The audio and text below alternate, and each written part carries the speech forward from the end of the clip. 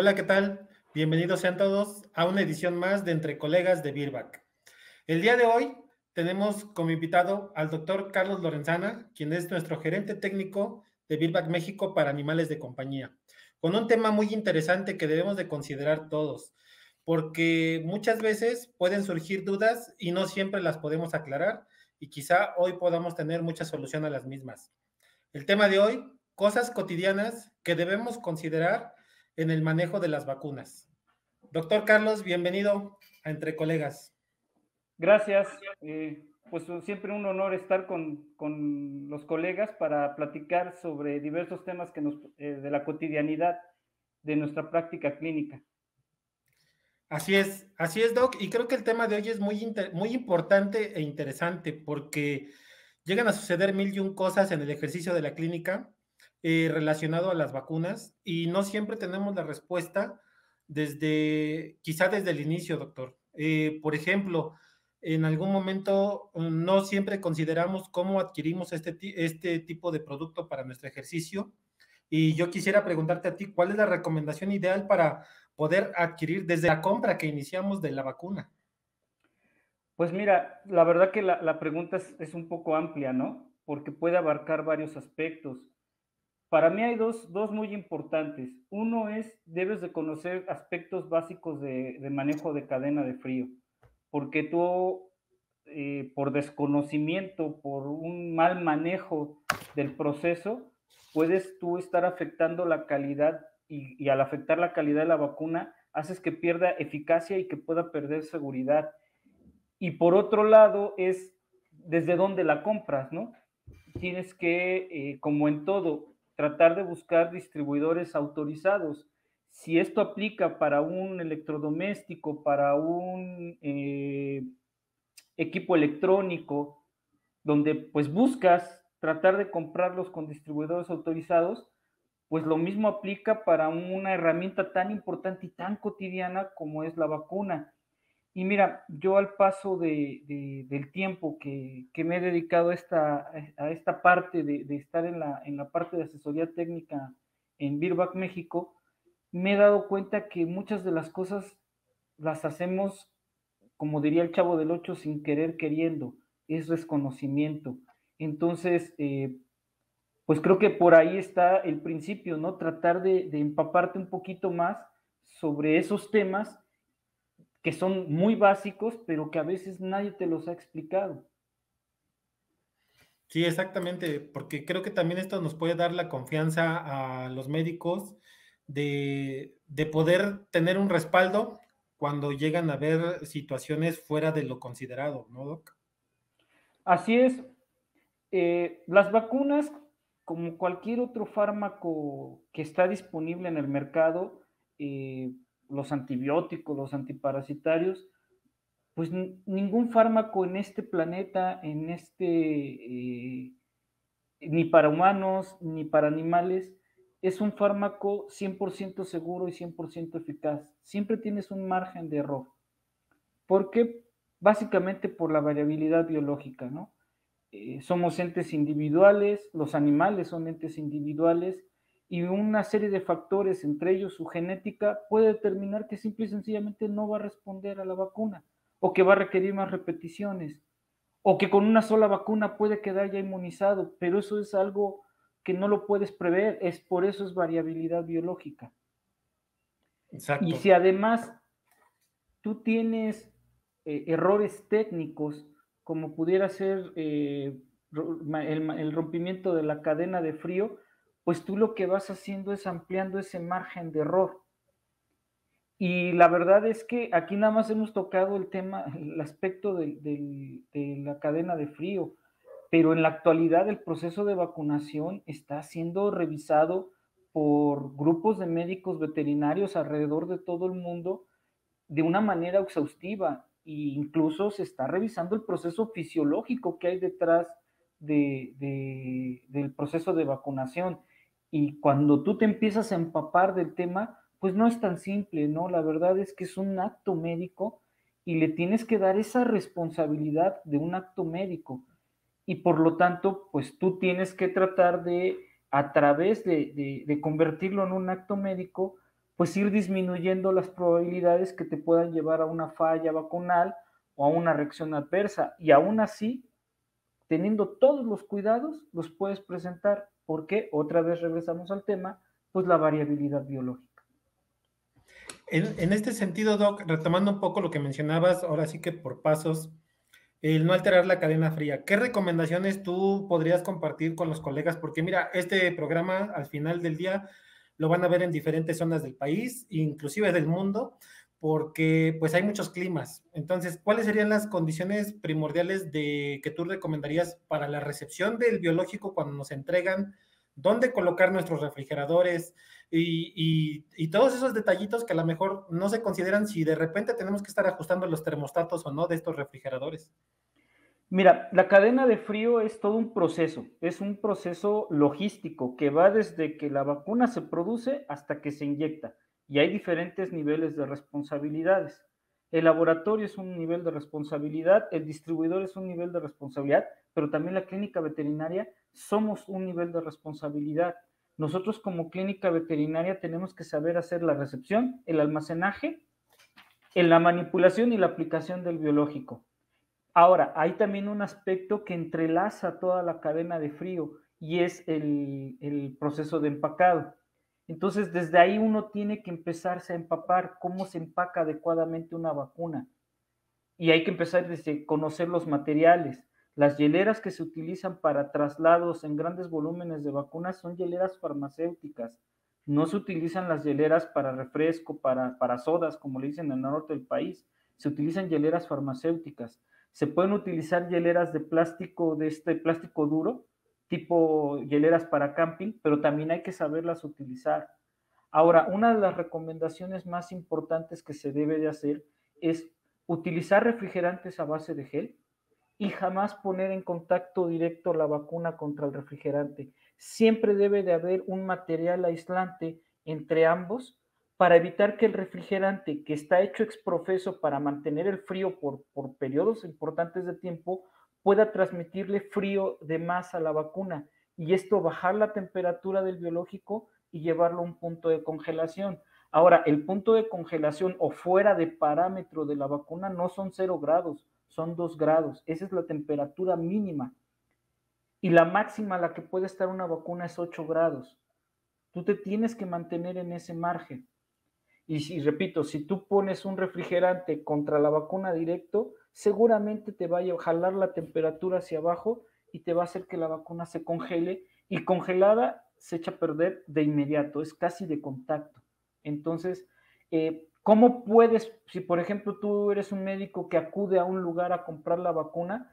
Yo ahorita lo que les recomiendo es ir a estos lugares donde venden plástico y ahí venden bolsitas a base de poliburbuja, de estas burbujitas que nos gusta estar reventando, Donando, sí. o comprar un pedazo de ese plástico de poliburbuja, pones tu refrigerante, pones la poliburbuja, pones tu caja o tus biológicos y los envuelves en la poliburbuja. Eso va a ser suficiente para mantenerla fría y evitar que se congele. Excelente, ese es un buen tip, Doc, porque normalmente no los habíamos considerado. Digo, a veces hacíamos el error típico de la vacuna en el refrigerante y vámonos. Inclusive en este sentido, Doc, yo he visto que todas las marcas que trabajamos con biológicos tenemos diseños de los blisters donde se transportan. Estos son importantes, las cajitas, porque luego llegan a las clínicas y en los refrigeradores pueden estar ya fuera de estos blisters. Sí, no, el blister es fundamental. Cuando se desarrolla un producto, no solamente te enfocas en desarrollar el líquido o la pastilla, te enfocas en lo que le llaman los materiales primarios y secundarios. En este caso, el blister, que es material primario, tienen formas especiales que cuando está un blister contra otro, deja espacios muertos. Y esos espacios muertos son fundamentales para permitir que circule el aire frío y eso es lo que va a mantener refrigeradas a las vacunas. Pero además, ese plástico no es un plástico cualquiera, es un plástico que tiene ciertas capacidades termodinámicas. Y ese plástico está diseñado para protegerte a la vacuna, por ejemplo, de los choques térmicos. Entonces, la recomendación es nunca tengas vacuna fuera de sus cajas y nunca tengas las cajas sin las tapas. Esa es pues es casi una norma que deberíamos de seguir. Pero aquí hay algo muy interesante que hay que comentar, Osiris. Yo tengo la fortuna de haber egresado hace más de 25 años. Yo soy generación 90-94 en la UNAM. Durante toda mi estadía como estudiante, nadie me explicó cómo se maneja la cadena de frío. Yo lo poco que he podido aprender de cadena de frío es porque me metí a trabajar en el laboratorio y me empecé a empapar del tema. Y cuando he salido a dar las pláticas, me doy cuenta que es una constante. Todo el mundo te dice que hay que vacunar, pero nadie te dice cómo se debe de manejar el biológico. Y es un tema que no nada más es privativo de México. Hasta hace poco, la Asociación Americana de Hospitales Animales emitió la primera guía de manejo de cadena de frío para fármacos veterinarios, especialmente para biológicos, de animales de compañía. O sea, realmente había ahí por una situación un tema de vacío de información. ¿No? Y es importante porque es una inversión que se está generando en las clínicas por parte de los colegas y si no hacemos un manejo adecuado, pues estamos tirando dinero a la basura y ponemos también en riesgo el que se pueda inmunizar o no exitosamente a nuestros pacientes. Sí, tiene un impacto a muchos niveles. El impacto va a ser financiero, evidentemente, todo eso es pérdida, es merma, y pues lo vas a tener que absorber, ¿no? Y se va a ir a esa parte del negocio que nadie nos gusta, que es la parte oscura, que es la pérdida y la merma. Pero por otro lado, y que es para mí lo más importante, pone en juego tu prestigio como médico, pone en juego el prestigio del proceso de vacunación. Ahorita es una situación común, y lo estamos viviendo ahorita con el coronavirus, los movimientos antivacunas. Pues estos movimientos antivacunas han permeado hacia el ámbito de la veterinaria. Y si tú tienes errores, fallas vacunales, lo que haces es dar argumentos a estas personas para que después también se tome como parte de la argumentación errónea que hay sobre el uso de las vacunas, ¿no? Sí, debemos de ser metódicos hasta en ese sentido, Doc. Y, por ejemplo, situaciones también que pueden llegarse a presentar, debemos de, porque, bueno, se manejan muchos productos o muchos, ¿cómo llamarle? Pues, muestras, etcétera, que requieren refrigeración en las diferentes clínicas. Y normalmente se utiliza un solo refrigerador para toda esta situación. ¿Puede afectar esto a nuestra vacuna, Doc? Mira, el refrigerador, porque también tenemos que ser conscientes, hay que optimizar gastos, ¿no? ¿El Ok, refrigerador de vacunas se puede utilizar para fármaco refrigerado? Sí, porque el fármaco refrigerado tiene que manejarse bajo los mismos estándares, ¿sí? ¿Qué es lo que no se permite en un refrigerador? Comida, bebidas, porque esos, además de que son fuente de contaminación cruzada, y otra vez, perdón que esté tomando mucho esta situación del coronavirus, pero antes del coronavirus tú te comprabas un refresco, una bolsa de papas, y a poco limpiabas el empaque. sí, no. No lo limpiábamos, ahorita lo Lavarnos las estamos manos a haciendo cada rato. Sí, exactamente, lo estamos haciendo porque el coronavirus nos hizo consciente de así es. que eso puede entrar puede ser un vector, ¿no? Lo mismo sucede cuando tú metes comidas, bebidas al refrigerador, los conviertes en vectores y fuentes de contaminación cruzada. Una pésima costumbre que teníamos los veterinarios, afortunadamente cada vez, ahora sí que lo veo menos, pero ahora se nos moría un paciente y en lo que llegaba el servicio de recolección del cadáver, ¿dónde metías al cadáver? Al congelador.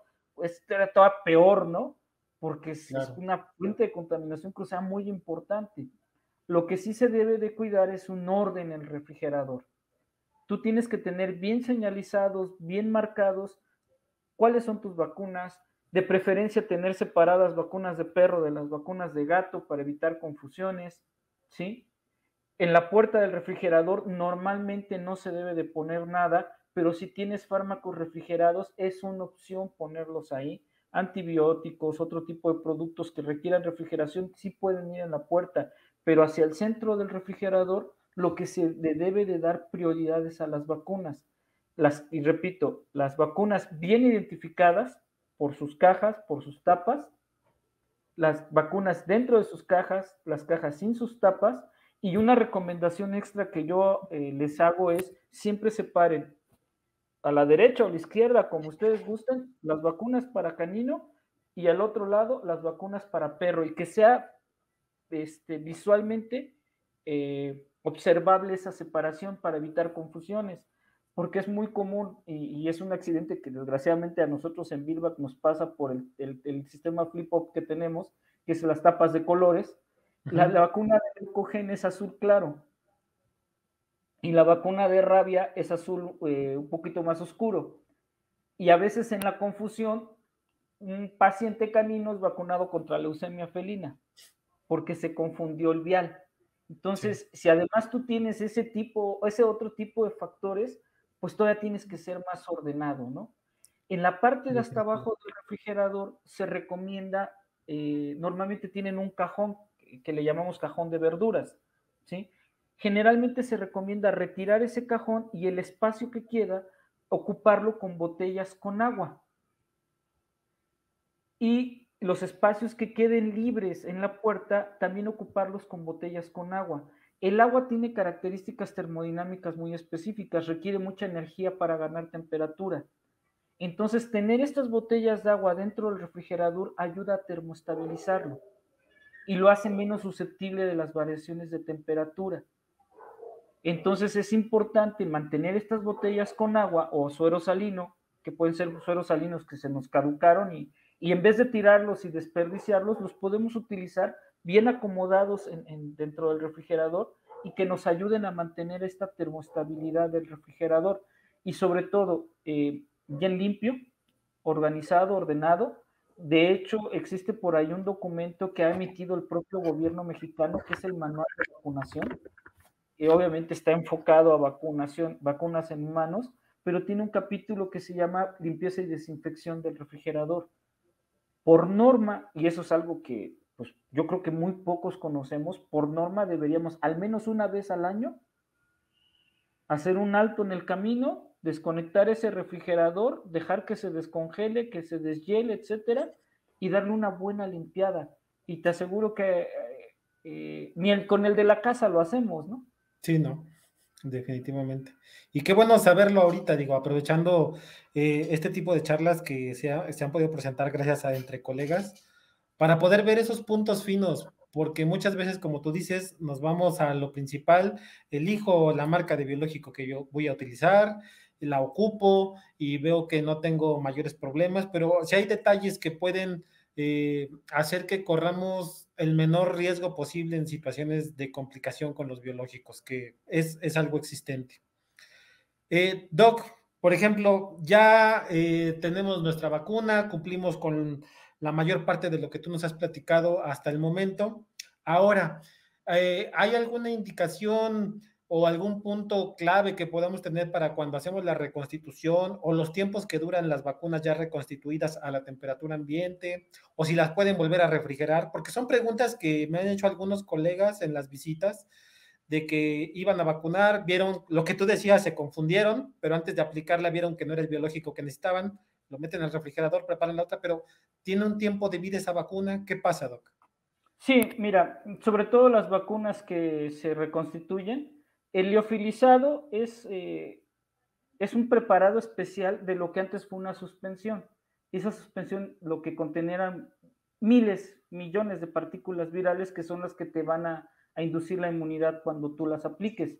Cuando están en forma de esa pastilla, se requiere la temperatura, la humedad, etcétera, la presión necesaria para mantenerlos en esa forma. La forma más sencilla de entender esto es que mientras el virus esté en esa pastilla, está en un estado de animación suspendida, ¿sí? Haciendo un poquito este símil con la ciencia ficción, ¿no? Uh-huh. Pero una vez que tú la resuspendes, sacas al virus de este estado de animación suspendida y se activa. Y tú tienes un cierto límite de tiempo para aplicarla para que ese virus, cuando entre en contacto con los elementos del organismo del receptor, que puede ser un humano, un perro, un gato, se active y empiece a hacer su trabajo, ¿sí?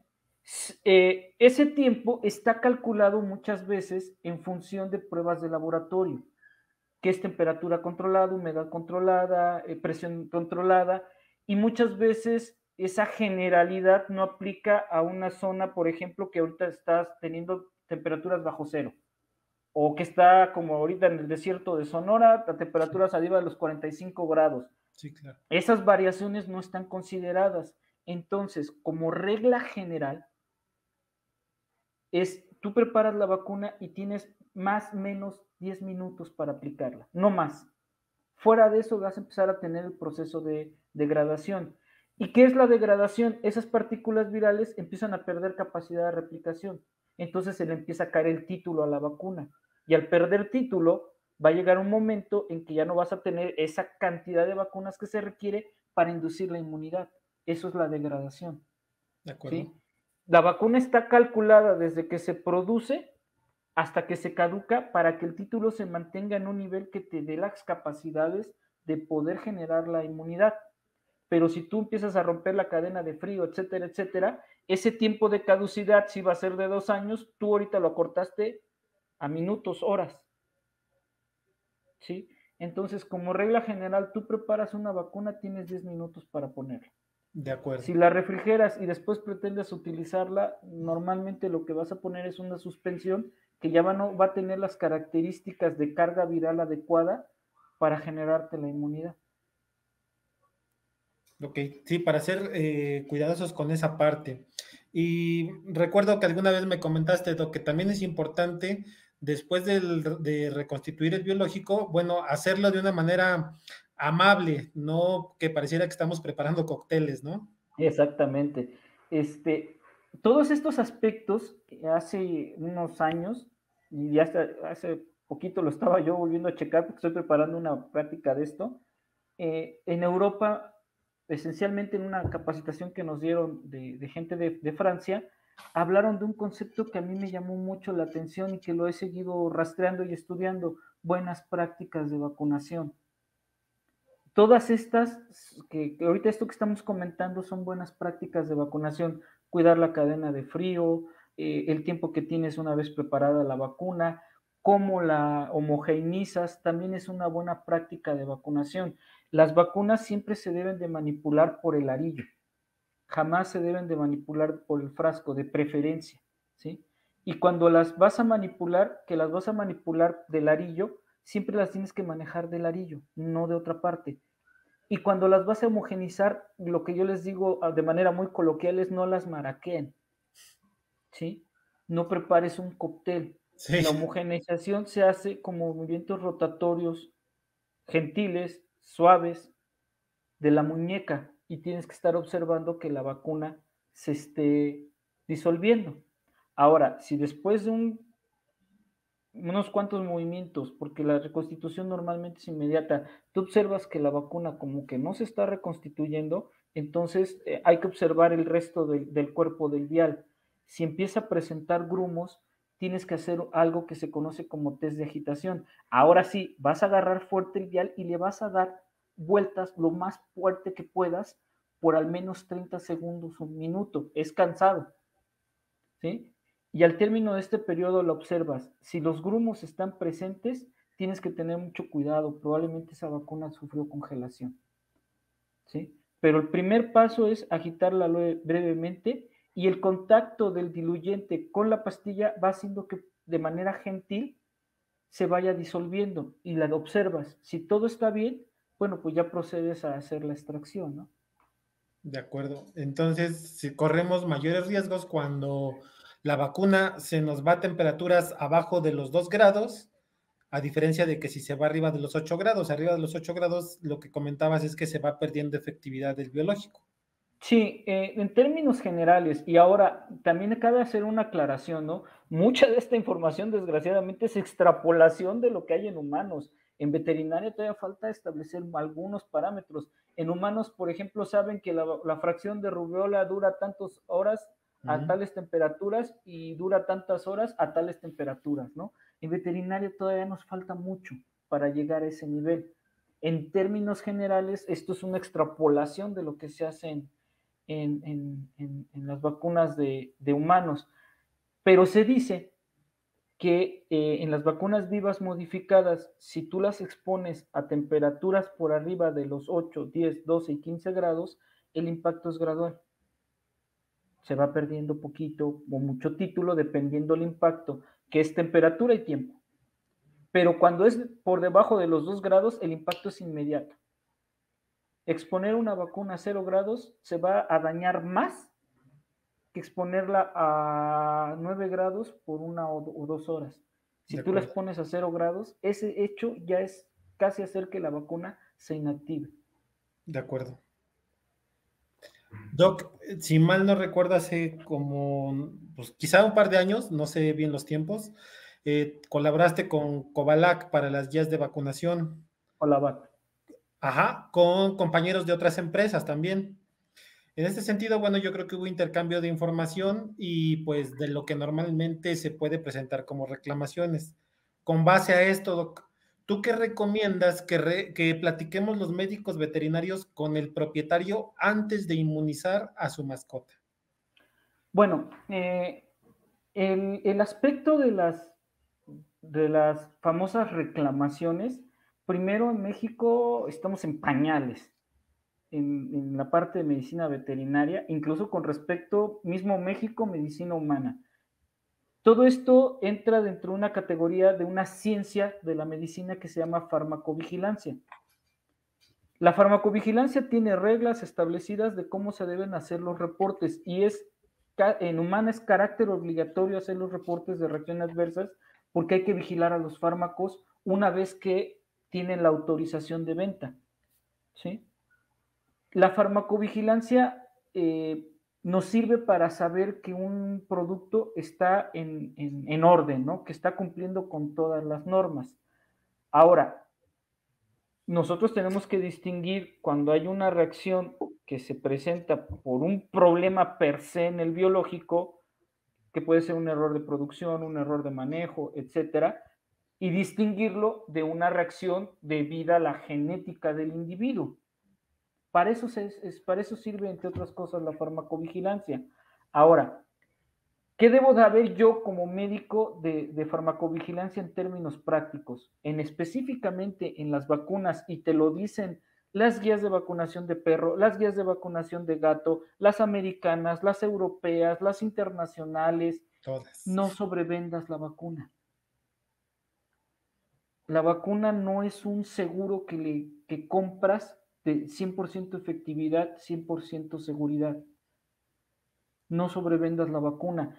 ¿Qué es lo que yo como clínico tengo que tomar de ese concepto? Mi obligación es explicarle al dueño las ventajas, los beneficios, el por qué sí vacunar, pero también es mi obligación explicarle qué puede salir mal y cómo vamos a proceder si algo sale mal.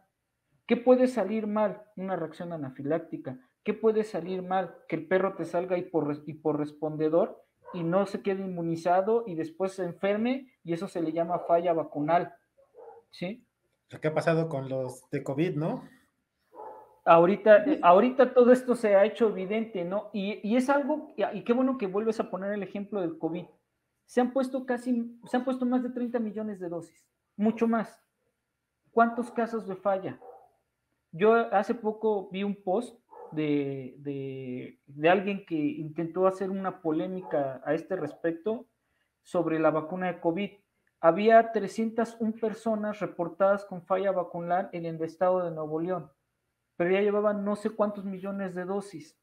Cuando tú calculas con las reglas de farmacovigilancia y epidemiología, estos 300 personas representaban el 0.01% de las dosis aplicadas. La vacuna está en parámetros, evidentemente está en parámetros. ¿Por qué esas personas no respondieron? Híjole, pues si lo supiéramos tendríamos la cura de las enfermedades. Claro. Viabilidad biológica.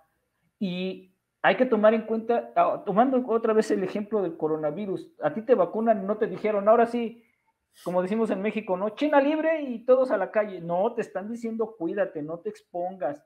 Lo mismo nosotros debemos de hacer con un paciente que termina su calendario de vacunación. Muchos pensamos, ya lo vacuné, ahora sí es que se salga al parque, que vaya a jugar, que busque amiguitos. No, no, no, no, no. La exposición, al igual que ahorita lo estamos haciendo nosotros con el corona, en los perros debe de ser gradual, poco a poco. No tienes un cachorrito, o un cachorro más bien, que acaba de terminar su calendario de vacunación y lo vas a llevar al parque canino más contaminado de tu ciudad. Eso tú solito le estás metiendo un gran desafío a todo tu proceso de vacunación. Y lo que te recomiendan todos los expertos es haz eso de manera gradual, poco a poco. Otro concepto que tenemos medio equivocado en la cabeza y varía de vacuna en vacuna es las vacunas en términos generales no evitan la infección, evitan el desarrollo de cuadros graves de la enfermedad. Entonces, un perro que está bien vacunado de parvo y que respondió adecuadamente a la vacuna, cuando se enfrenta al parvo, el virus va a entrar a su organismo, se va a infectar, pero no va a desarrollar la enfermedad. No por estar vacunado al perro, lo metes en una esferita, ¿no? Claro. De protección. Y esto ahorita lo está ejemplificando el coronavirus. Si así fuera, pues vacunado, órale, salte y hacer tu vida. Y no te están diciendo eso. Te están diciendo que sigas manteniendo las medidas de bioseguridad y que si te vas a exponer sea de manera gradual. Sí, esto nos puede ser muy provechoso a todos para poner esos ejemplos que comentas, ¿no? Y platicarlos con los tutores, propietarios de mascota. Así es nuestra obligación. Tú tienes la obligación de explicar lo bueno, pero también tienes la obligación de explicar los contras, porque no sabes en qué momento te pueda saltar la liebre. La doctora Rocío Rivera tiene un concepto muy interesante cuando habla de esto, cuando explica lo de las alergias alimentarias. El camarón no es malo, el camarón no es el problema, es la genética del individuo que se hizo alérgico al camarón. Sí. ¿Sí? Lo mismo sucede aquí. La vacuna no es el problema, es la genética del individuo que mal reaccionó a algún componente de la vacuna. Y esto es tan ubicuo que es muy difícil de predecir. Si el perro es alérgico al látex, no sabemos a qué somos alérgicos hasta que nos exponemos. Exactamente, puede ser alérgico al látex. Entonces, cada que pinchas y sacas la vacuna del vial, tú solito le estás inoculando sin querer el alergeno. Así de impredecible puede ser esto. Sí, son puntos que no debemos de dejar en el olvido porque, pues, cuando nos toca ese individuo es cuando, pues, no sabemos muchas veces cómo reaccionar, pero son situaciones que podrían considerarse hasta esperadas. De hecho, tienes que tener siempre en tu mente un 5% de probabilidades de que algo salga mal, ¿no? Yo cuando hace algunos años daba esta charla de reacciones alérgicas, yo les hacía el símil a los colegas. Estadísticamente es más probable que en toda tu vida profesional te salga una reacción adversa a que te saques el melate. Seguro que sí. Entonces hay que estar preparados, no sabes en qué momento. Habrá gente que en toda su carrera profesional nunca le toque y habrá algunos que 2, 3, porque no sé, ¿no? Llega a pasar. Así puede suceder. Ahorita que trajiste a colación a la doctora Rocío y aprovechando también para este inicio de la vacunación, por ejemplo, en un cachorro, ¿qué tan importante es considerar estado nutricional, el que esté parasitado o no parasitado y el cómo calostró? Pues básicamente son los tres factores más importantes que te pueden impactar en un buen desarrollo de la inmunidad después de la aplicación de las vacunas. Los parásitos. Existe evidencia en humanos y en varias especies de que la presencia de parásitos incapacita al sistema inmune para responder con todo, digamos, con todo su poder a la aplicación de una vacuna. En humanos incluso ya existe una regla de no vacunar si no sabes si el niño está bien desparasitado. ¿Sí? Obviamente ahí se maneja bajo otros esquemas, bajo otros parámetros, mucho influye la cuestión socioeconómica, incluso hasta el país de origen. No puedes comparar a un niño que vive en zonas de alto nivel educacional, como sería, por ejemplo, el norte de Europa, Finlandia, Suecia, que tiene los niveles además de educación más altos del mundo, con un niño de Centroáfrica, en donde incluso la carga ambiental es mucho más elevada simplemente por cuestión del medio, ¿no? Del ambiente. Lo que sí es una recomendación es, en la medida de lo posible, evitar que el niño tenga parásitos antes de inmunizarlo. Y eso empieza cada vez a haber evidencia de que lo mismo sucede en los perros. Primero quita los parásitos y luego vacuna. ¿Para qué? Para que permitas que el sistema inmune pueda desarrollar toda esta capacidad y generar la protección. Ahora, todo este proceso necesita energía. Si tú te regresas a tus clases de inmunología y te acuerdas que la célula presentadora de antígenos, que el linfocito T cooperador, que se libera una lluvia de citocinas y que esto, etcétera, etcétera, etcétera, todo esto es energía y metabolización y creación de proteínas. ¿De dónde va a sacar eso? Pues de la materia prima, que es el alimento. Entonces, para mí, desde el punto de vista muy personal, es más importante en las primeras consultas enseñarle a la gente nutrición y que me compre a mí el alimento, a tratar de inmunizar luego al paciente.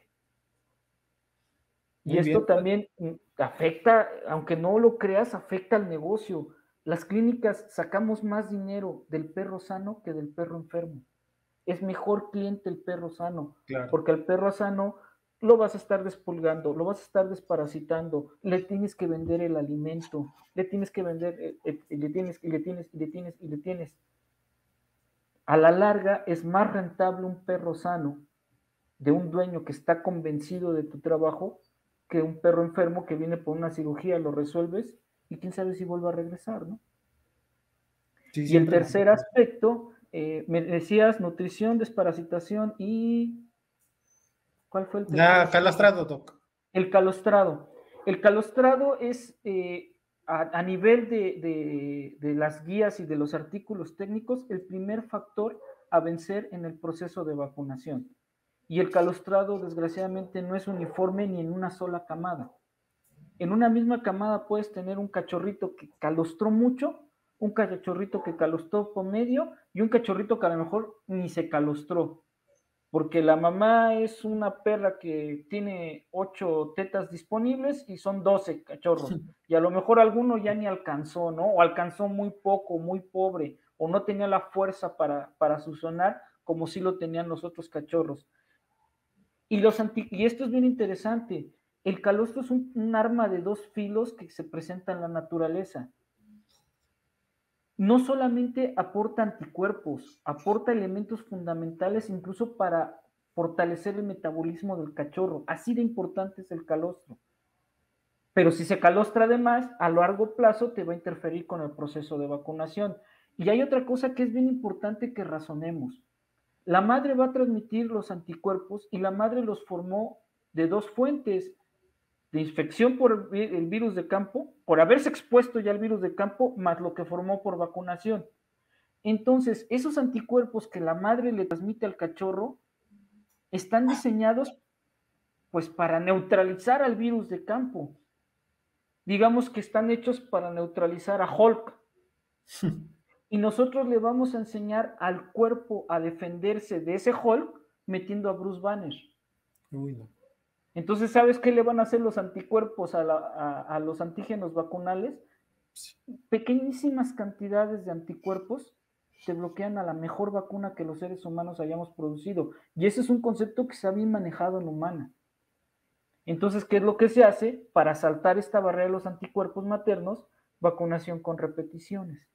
Estadísticamente, se sabe actualmente que es mejor poner una dosis final de tu calendario de vacunación cuando el cachorro tiene arriba de los 4 meses de edad, porque estadísticamente a esa edad ya no hay anticuerpos maternos en capacidad de bloquearte a una vacuna. Pero ahorita acabo de leer un artículo recientemente porque di una charla que tocaba este tema en gatos. Hay evidencia de que, por ejemplo, los gatos puede haber gatitos que todavía hasta las 20 semanas de edad puedan tener anticuerpos en capacidad neutralizante de vacunas. Yo no he visto algo referido en perros con un dato de tanto tiempo. Claro. Pero, pues si existe en el gato, habría que investigarlo un poquito más en el perro. Tal vez de repente hay perros que hasta las 16, 17 semanas todavía te pueden bloquear una vacuna. Por eso es que en términos generales, actualmente con lo que sabemos, es que tú tienes que poner el último refuerzo a las 16 semanas, independientemente de si empezaste a las 6, a las 8, a las 9. La última dosis que le pones a tu cachorro debe de ser a las 16 semanas, porque repito, estadísticamente a esa edad es poco probable que encuentres anticuerpos todavía en capacidad neutralizante. Excelente, Doc. Entonces, a manera de resumen, descartamos vacunar y desparasitar el mismo día. Es una práctica que en muchos consensos, si es la palabra correcta, se está desestimando. Y por ejemplo, en las guías de vacunación de gatos dice claramente desparasitar y vacunar 2 semanas después. En perros es donde está la controversia. Pero en gatos, en muchos artículos puedes encontrar que dice 2 semanas, 10 días. Listo. Hablar de nutrición de manera eficiente con los propietarios y, bueno, con los tutores y cerrar calendarios arriba de las 16 semanas. Preferentemente. Excelente. Bien, Doc. Bueno, pues hasta ahí va todo lo, digamos, todo lo que va marchando sobre ruedas. Ahora, también hablabas un poco de que, bueno, hay individuos que pueden reaccionar que de manera muy eficiente a la vacuna, hay quienes no pueden reaccionar a la vacuna. En este caso, todo eso, ¿tú crees que haya una forma puntual de que lo pueda entender, no el médico, sino de que lo podamos transmitir los médicos a los propietarios? Híjole, va a variar, ¿no? Porque también depende mucho de tu capacidad de comunicación. De acuerdo. Hay que desarrollar el arte de comunicarte con el dueño de la mascota. Si eres como yo, medio seco, tratas de ser muy puntual, pues te va a costar trabajo, ¿no? Hay colegas que tienen una capacidad de platicar con los dueños de las mascotas increíble. Yo, el ejemplo más cercano que tengo es mi esposa, ¿no? Ella les platica a los dueños y yo veo cómo la gente se interesa y se interesa y le pregunta oiga doctora esto y oiga doctora el otro. Yo no puedo, a mí me cuesta más trabajo, yo soy más seco, más serio, ¿no? Pero tienes que desarrollar esas habilidades. Esto es comunicación. Y si tú al dueño de la mascota le hablas de manera clara, en términos que pueda entender, es muy factible que entienda la información y que sepa y comprenda bien los beneficios y comprenda bien los riesgos que se pueden presentar. Ahora, también hay que ser muy juicioso al presentar los riesgos. No es la generalidad, es 1 de cada 10,000, o sea que es poco probable que a tu perro le pase, pero si le pasa, tenemos que estar preparados. E incluso esto enseñarle al dueño de la mascota que tiene que vigilar las primeras 72 horas post aplicación de un biológico. Su perro no debe de tener vómitos explosivos, su perro no debe tener diarreas explosivas, su perro no debe de hincharse de la cara, su perro no le deben de salir una especie de granos o bolas en el cuerpo. ¿Qué le estás explicando en términos sencillos a un dueño de mascota? Su perro no debe tener vómito, diarrea, angioedema y urticaria. Pero lo expusiste en un lenguaje que la gente lo pueda entender. Tú deberías de tener la capacidad de poder explicarle desde una persona de bajo nivel educativo hasta un símil que es un médico cirujano. En ese debería de estribar tu habilidad de comunicación. Ahora, no es fácil, esto hay que trabajarlo, hay que estarlo trabajando, hay que estarlo trabajando. Por eso yo siempre les comento, sobre todo a los estudiantes, escuchen pláticas de marketing, escuchen pláticas de manejo de clientes, porque en eso no nos preparan. La gran mayoría de los veterinarios hemos aprendido al golpe de la experiencia, pero si tienes la facilidad de aprender estos otros tópicos, de aprender técnicas de comunicación, pues te va a facilitar, porque todo esto es saber comunicar. Y para mí algo que es muy importante, date el tiempo de comunicar. Es preferible que gastes un poquito de saliva y de minutos explicándole bien a un dueño de la mascota a que todo lo mal expliques, lo apresures, y si sale una reacción adversa, para el dueño de la mascota el responsable va a ser el veterinario. Y si no tiene la información adecuada, sin querer le estamos dando herramientas para que nos culpe a nosotros, cuando a lo mejor tú no tienes nada que ver, es la genética del paciente la que está respondiendo, la que está haciendo que el perro responda así. Sí, sí, es algo que debemos de tener todos en cuenta porque llega a suceder. Y si recapitulamos todo lo que nos has platicado y lo seguimos de cuidar nuestro biológico, de explicar adecuadamente, de tener esa comunicación, difícilmente pues puede utilizarlo en nuestra contra un propietario porque ya está en el entendido de las situaciones, cómo se pueden llegar a presentar. Sí, de hecho, fíjate que en las guías, las últimas guías de vacunación que leí sobre gatos que escribió la Asociación Americana de Hospitales Animales, hacen mucho énfasis en esto, ¿no? Habrá personas que aún, hasta con consentimiento informado autorizado, tenga las agallas de aún así proceder a una demanda, ¿no? Aunque a lo mejor la va a perder, aunque en el caso de los Estados Unidos, que se trabaja con seguros de riesgo profesional, el del seguro te diga que la tienes ganada, pues vas a pasar el mal rato, porque hay gente que es así, que a pesar de una explicación puede no entender razones. Entonces, ¿qué es lo que nosotros debemos de hacer? Irnos blindando, ¿no? Ahorita, ¿cuál es el mayor temor que tenemos los veterinarios? Un Facebookazo.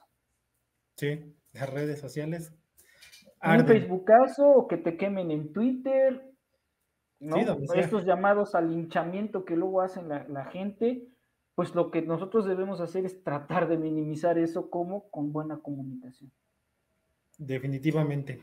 Doc, aprovechando también, eh, ¿cómo podrías tú compartir o incentivar a los colegas a que desarrollaran calendarios de vacunación de acuerdo a las zonas donde ellos se encuentran trabajando? Porque normalmente todavía hay quienes quieren que las empresas les den un calendario como cuadrado de así pon las vacunas.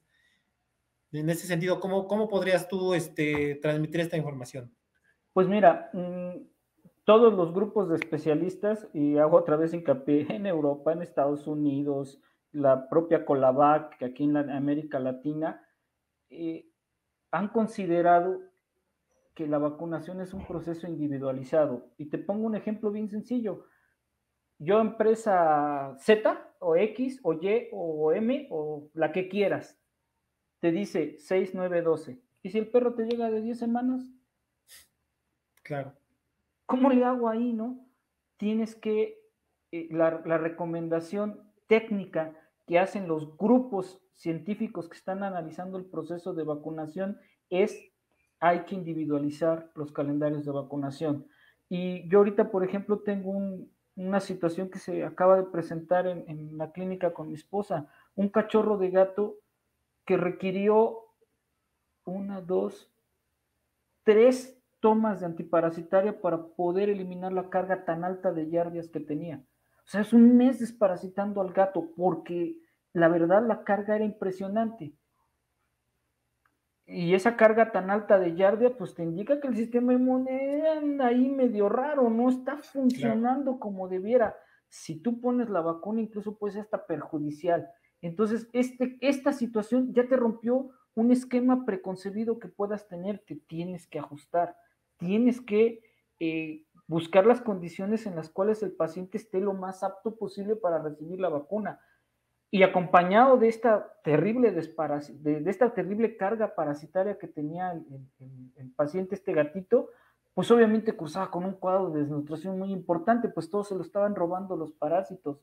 Y por lo tanto se reflejaba en ganancias de peso mínimas, ¿no? O sea, fuera totalmente de lo que uno esperaría. Si el gato no tiene la capacidad de ganar peso, pues mucho menos va a tener la capacidad de producir inmunidad a partir de la inmunización con la vacuna. Entonces son todos esos factores los que te deben de llevar a que cambies el chip. El calendario de vacunación tiene principios. Apégate a esos principios para que puedas diseñar el calendario de vacunación en función de lo que tu paciente te está enseñando, de lo que tu paciente está mostrando. Sí, qué bueno que lo dices, porque a veces como que muchos de la escuela, ¿no? Los calendarios ideales o el calendario con el que yo trabajo, pero inclusive pues tomar en cuenta pues las razas que son susceptibles al parvovirus, ¿no? También considerar una inmunización diferente para ellos. Tienes que tomar en cuenta varios factores, ¿no? Tienes que tomar en cuenta el grado de parasitismo, de nutrición, la carga ambiental, el estrés, la calidad del pienso, qué otras cosas debes de tomar, cómo está siendo manejado, cómo fue destetado. No es lo mismo manejar un cachorro recién rescatado de la calle que uno que lo compraron en una tienda de mascotas, que uno que lo compraron con un vendeperros, porque no es lo mismo, que uno comprado en un criadero profesional, ¿sí? Que la perra de un familiar tuvo cachorritos y me están regalando uno. Todo eso ya te cambia el panorama, no los puedes manejar por igual, tienes que enfocarte en lo que te está diciendo ese paciente, ¿no? Por ejemplo, un cachorro que viene de tienda de mascota va a estar bien estresado, además de que probablemente ya se enfrentó a un ambiente contaminado. Entonces ahí tu procedimiento debe de ser forzosamente otro al de un cachorro que hace, que es más, ya se destetó porque la perra los ve y corre, ¿no? Ya está comiendo alimento sólido, el cachorro ha crecido bien, está gordito, se ve bonito. Ahí tienes que tener otras consideraciones, ¿no? Por eso es que los calendarios de vacunación deben de ser individualizados y repito, en todas las guías que ustedes puedan consultar van a encontrar principios. En función de esos principios hay que diseñar el calendario de vacunación. Lo que sí han dejado claro todos los especialistas es que no hay recetas de cocina. Esto se tiene que adaptar. Entonces, la mejor recomendación, apegarnos a las guías. Mira, hay que leerlas, porque también hay que pensar una cosa, son guías desarrolladas en países de primer mundo, de repente hasta la cuestión socioeconómica puede no empatar, ¿no? Claro. La cultura. Ahorita nosotros hablamos de nuestro medio, pero imagínate, por ejemplo, pensar en países donde el perro no es bien visto, no es bien considerado, ¿sí? Como algunos países que tienen educación ligada al Islam.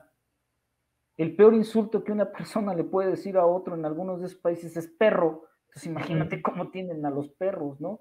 Hacer medicina de perros en esos países a veces es muy complicado porque la gente sencillamente no los tiene en el aprecio que se les tiene en otros lados, ¿no? En otros lugares hasta los comen. Entonces, incluso el manejo que se les da a sus perros es como perro para ganado, o sea, como le daríamos para nosotros Claro, en las especies producción. productivas, ¿no? Entonces, hay que tomar en cuenta que son principios, que esos principios están basados en aspectos fisiológicos, médicos, inmunológicos, y entonces tratar de adaptarlos y obviamente ir cambiando la mentalidad para llevarlos hacia lo que sería el manejo más ideal de una mascota, ¿no? Porque también sería un error tomarlos y aplicarlos a rajatabla. A lo mejor simple y sencillamente las cuestiones socioeconómicas no te dan, no te dan. Entonces lo que hay que hacer es tratar de adaptarlas lo mejor posible al medio en donde yo me estoy desarrollando. De acuerdo. Pues doctor, creo que nos has ayudado mucho para entender algunas cosas y también el cómo podemos mejorar nuestro ejercicio desde las consideraciones que debemos de tomar médicas hasta lo de cadena fría, ¿no? Que como dices, no es algo que recibamos en la escuela y que muchas veces podemos, entre comillas, obviar, pero no debe de ser así. No sé si tú te puedes recomendar algún tipo de termómetro que se pueda utilizar para los refrigeradores. Esto en el sentido de que los colegas que están viendo esta charla o que la han visto, puedan adquirirlos para mejorar la calidad de su cadena fría. Sí, con respecto a la cadena frío, yo quiero contar una anécdota, ¿no? Yo cuando era estudiante, jamás me dijo nadie que la vacuna no se debe de exponer al sol, no se debe de manejar con hielo. Y yo me acuerdo que compraba las vacunas en la farmacia donde las compraba, en una bolsa de hielo transparente, y así me iba caminando hasta el metro ahí en la Ciudad de México, donde tomaba el transporte que me llevaba a mi casa. ¿Sabes qué le inyectaba a mi perro? Agüita de colores, ¿no? Sí. Pero era puro desconocimiento, no era mala intención, era desconocimiento, ¿no? Entonces, los termómetros, en términos generales, para los refrigeradores, se recomienda utilizar termómetros con sonda y que la sonda vaya imbuida en un frasco con líquido, generalmente es propilenglicol. La sonda que va adentro del frasquito se pone justo al centro del refrigerador. La sonda se deja por fuera y estos termómetros afuera son muy parecidos a este. Son muy parecidos a este, perdón. Y este sería el lector. Digamos que de aquí sale la sonda y la sonda es la que va dentro del refrigerador. Estos son muy prácticos y serían las mejores herramientas para manejarlos porque no tienes que estar aperturando el refrigerador para ver la lectura interna de la temperatura. Para eso va el lector afuera, para que tú puedas estar checando. Esos en términos generales son la mejor opción de termómetros a utilizar. Y bueno, a estas alturas del partido, pues creo que vale la pena empezar a invertir en ese tipo de tecnologías. Ya hay otras más sofisticadas en donde ya no es una sonda, sino que es un chip que manda señal vía Wi-Fi desde adentro del refrigerador a tu celular y entonces en el celular vas monitoreando la temperatura. Obviamente esa es una tecnología que tiene otro coste.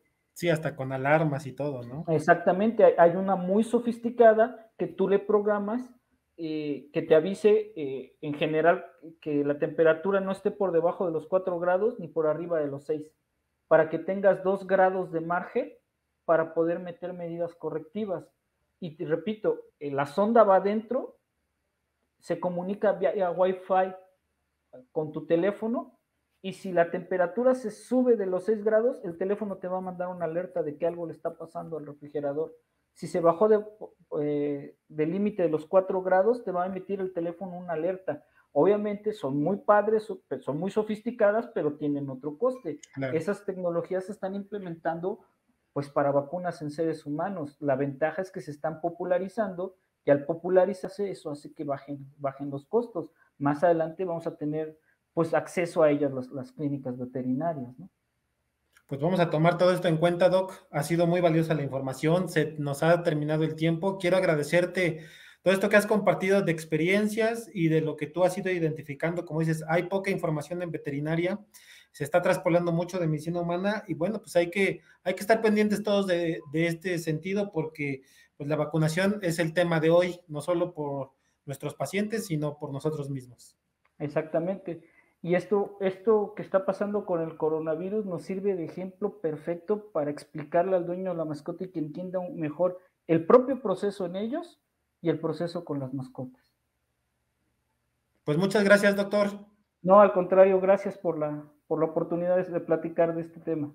Gracias, colegas, que nos siguen siempre en estas cápsulas. Nos vemos la próxima con algún tema muy interesante.